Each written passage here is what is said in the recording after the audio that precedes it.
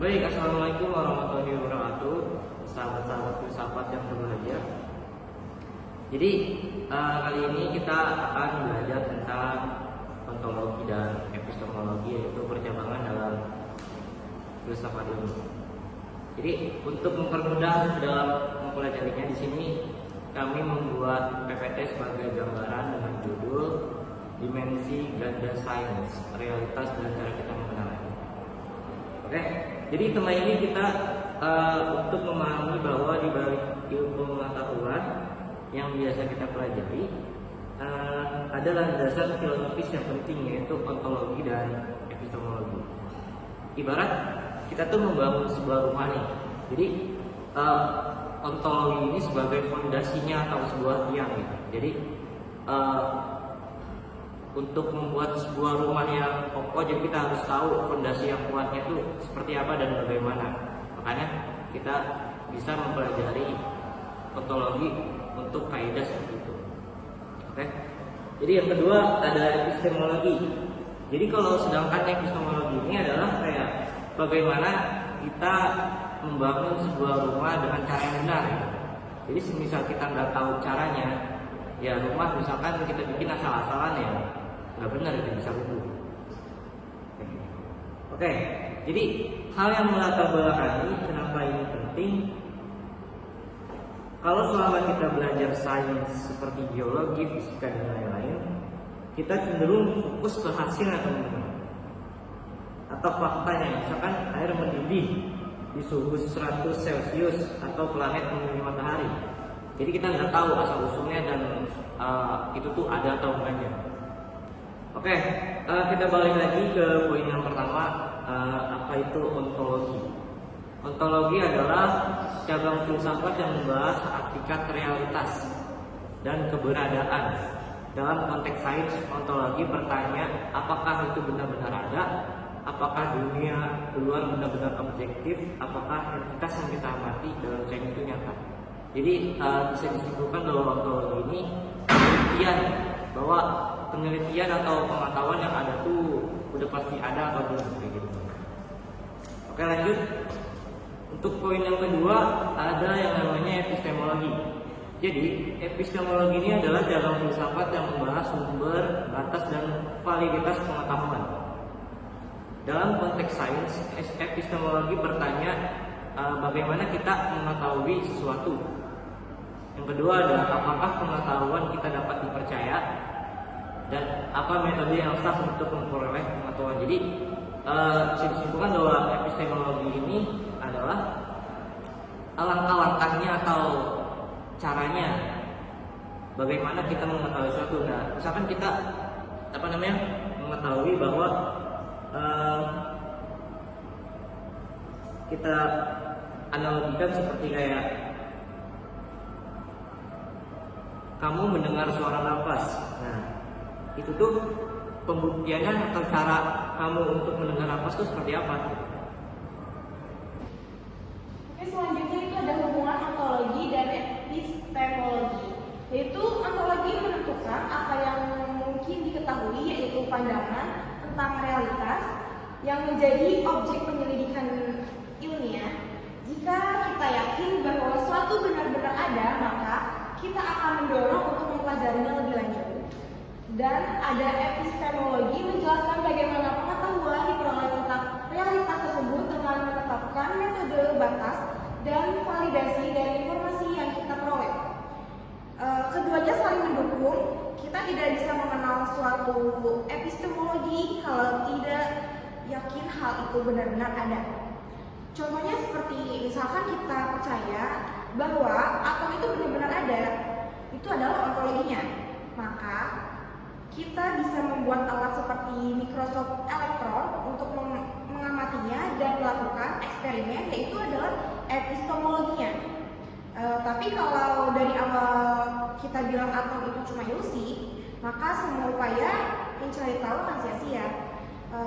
Dengan itu ontologi itu percaya bahwa targetnya itu ada, dan epistemologinya itu adalah alat untuk mengetahui target itu. Next, di sini ada dimensi ontologi dalam sains, yaitu sains berasumsi bahwa alam semesta benar-benar ada dan memiliki hukum tetap. Sains terdiri di atas asumsi bahwa alam semesta dan hukum-hukumnya benar-benar nyata. Contohnya itu ada ruang dan waktu, memang ada. Energi, gaya gravitasi, dan partikel kecil benar-benar eksis, bukan cuma khayalan manusia.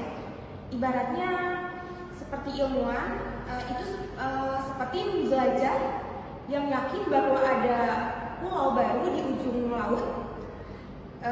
Keyakinannya bahwa pulau itu nyata adalah ontologinya, tetapi keyakinan itu ya tidak akan pernah berlayar. Next. Dan di sini ada dimensi epistemologis dalam sains, yang dimana dimensi epistemologis berkaitan dengan bagaimana sains memperoleh dan membangun pengetahuan tentang realitas. Sains menggunakan berbagai metode untuk mengetahui realitasnya.